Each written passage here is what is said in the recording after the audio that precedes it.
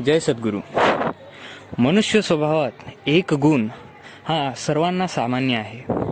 कुठल्याही व्यक्तीबद्दल त्याने केलेल्या उपकाराची आपल्याला लवकर जाणीव होत नसते, पण त्या व्यक्तीनेच जर आपलं काही वाकडं केलेलं असेल तर त्या गोष्टीची जाणीव आपल्याला लगेच होऊन जाते.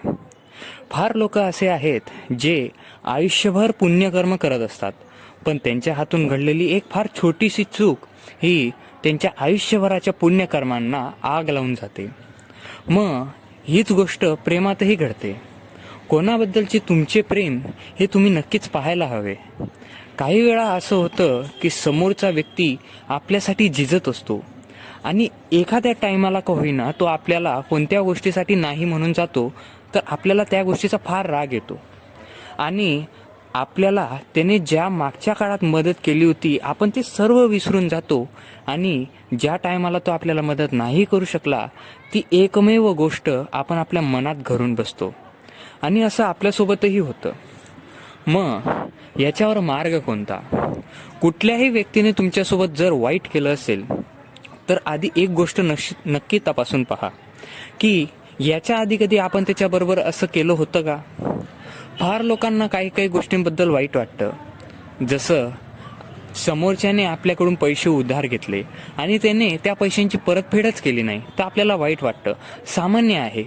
पण तुम्ही हा विचार केलाय का की असंच कृत्य तुम्ही कोणा दुसऱ्याबरोबर केलं होतं का, किंवा त्याच व्यक्तीबरोबर केलं होतं का आणि त्या गोष्टीची तो आता तुमच्याकडून परावर्तित करत असेल?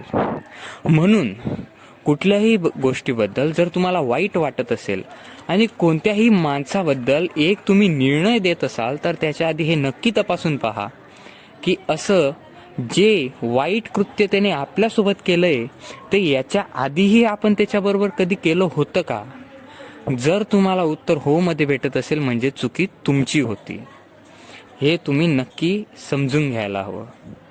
आणि म्हणूनच कोणताही व्यक्ती जर तुम्हाला आता मदत करू शकत नसेल किंवा तो आता मदत करण्याच्या परिस्थितीतच नसेल तर जे त्याने मागे मदत केलेली आहे ते मात्र तुम्ही नेहमी लक्षात ठेवायला हवं.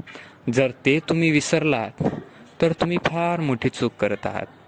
मित्रहो, भेटूयात पुढच्या व्हिडिओमध्ये अशाच एका नवीन आशय व आक्षेपासोबत.